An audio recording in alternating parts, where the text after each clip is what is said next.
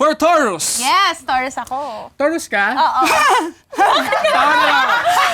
Hindi, kasi yung mga Taurus, sobrang hirap sila mag-move on ng titigas ng ulo. Gustong-gusto yung mga ayaw sa kanila.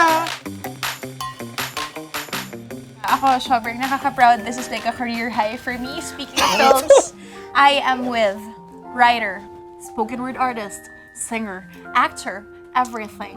Juan Miguel Severo. Gege na lang for short. Ay! Gege, hello. Gege, kamusta kayo naman, Gege? Hello, kumusta sa inyong lahat? Hey! It's such a pleasure to be here Thank sa The you Pool naman. Show. I can't wait to swim. Oh, you're gonna swim na lang. Grabe ka! We are giving you the Filipino films that you should watch based on your zodiac sign. Na-excite ako rito kasi marami akong mga friends na addict sa zodiac sign sila. So, unang-una, Uy. for Taurus. Yes, Taurus ako. Taurus ka? Oo. Tama na lang. Hindi, kasi yung mga Taurus, sobrang hirap sila mag-move on ng titigas ng ulo. Gustong-gusto yung mga ayaw sa kanila. Ay, nako. Te, malapit na mag-2019. Andyan ka pa rin.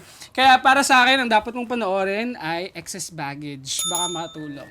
By Direk Dan Villegas yan. Pero bakit di kaya natin sindihan yung totoong kanila para hirap! Grabe po yun. Huy, pero mga kaibigan ko yung bida dyan, Carlo Aquino and Angelica Panganiban, congrats sa Excess Baggage. Yes. And Direk Dan is the director of my new soap. Abangan nyo yan. At dahil sa sinabi mong yan at nakasegue na ako ng soap, mag-move on tayo sa next sign para kay Donnie. Ah, Donnie? Aquarian? Yes. Ah, pinakaayoko. Pinakamalala. ang karanasan ko Pinaka-ayaw sa niya. mga Donnie, umuwi ka na daw. They are known because Aquarians are known to be insensitive sa mga taong nasa paligid nila.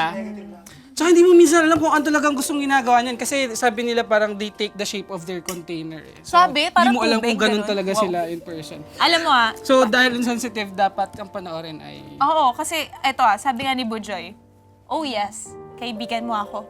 Kaibigan mo lang ako. Pero sure ka ba na kaibigan lang talaga? Tingin ko hindi. Kasi parang yung gums ko dumugo, tapos Fake silang mga tao eh, yung mga Aquarians. Hindi si Donnie ah. Aquarian si Donnie.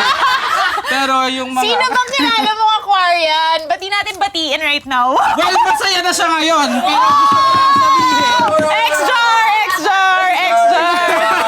Teka lang, may 20 ka ba dyan?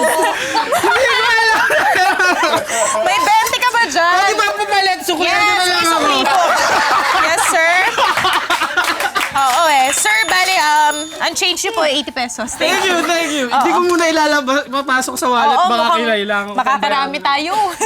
Maaga pa ang gabi. Yes! Okay, so ano ito next? naman, para sa mga cancer, na si Suzy pala ay cancer. Yes. Yung cancer, yung mga ubod ng emosyonal na tao, mayat mayayan, kung umiyak, mayat, pero sobrang daliri naman nilang pasayahin. Oo. Ang masasabi ko lang ay, huwag ninyong sisisihin ang sarili ninyo. Kasi kung kung hindi niya kayo mahal, hindi niyo yun kasalanan. And for that, panoorin niyo ang I'm Drunk, I Love You, directed by my friend JP Habak. Hello, Direk! Hello. Ayan. Para ma-inspire kayo na mag-let go. Tama. Wait ha, parang nandun ka sa movie na yun. Nandoon Wait ako, lang. tapos blurred lang ako sa likod. Sabi ko, good friend ko yung nag-direct, di ba? Hindi mo lang ako binigyan ng close-up, hayop. Oo. Kailangan. Oo. Wait lang, may tumatawag. Oo.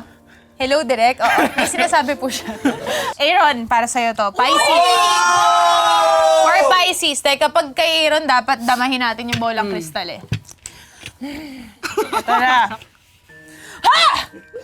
2018 has been extra mean to you in the love arena. Totoo ba yun? Oy, wait lang. Itago natin sa pangalan. Huwag natin sabihin. Pero, di lang naman love ang meron sa buhay. Ika nga, came back to the young and beautiful you. Kaya watch Beauty in a Bottle. Yes. Siyempre, nandun din. Nandun din ako. At direct ng kaibigan natin na si Direk Tonette Tonette Hadaone. Ayan. Ayan. Next. Okay. Gusto mo ba to? Libras are known to be paasa and indecisive. Oh. Mula sa pagkain hanggang sa taong mamahalin, di yan makapag-decide. And sometimes it backfires. At eto, balita ako, sobrang ganda nito. Tapos maganda rin yung bida. Uy, wait lang. Balita ako, balingkinitan yung katawan, maputi, mapula yung labi, hindi nakapag-lipstick masyado, ganun lang siya nung nagising. Para ma-learn nyo kung sino siya. Panoorin nyo ang isang daktula para kay Stella. Starring Vera Padilla. Yes. Alam mo kung anong favorite line ko dun? Ano? Ilang salita ba kailangan mo? I like you. I love you. Mahal kita. Mahirap ba yun? Ay. Teka lang. In behalf of... In behalf, pautang nga ako ng 20. Wait lang, pautang naman ako niya, no? Sobrat. Grabe. Minsan kasi hindi mo alam na nandyan na pala, hindi mo lang ginagrab yung chance. Yan, pero si Bella, ginrab niya talaga eh. Si Bea ang nakagrab. Si Bella tuloy. Si Bea, grinrab niya talaga eh. Pagkatapos hindi niya nilet go for 11 years. Tapos yun. Yun, kakasal na siya. Nasabi nila yung, I love you, I like you, mahal kita. Nasabi niya. Dapat pala naniniwala rin talaga tayo lahat sa horoscope eh. Oo, sa hugot scope dapat maniwala At sa sila. hugot scope. Oo. Akala mo lang wala, pero meron! Meron ka pang paraan para hindi kami masyadong mabis. Subscribe to our YouTube channel and watch all our favorite segments of episode 1.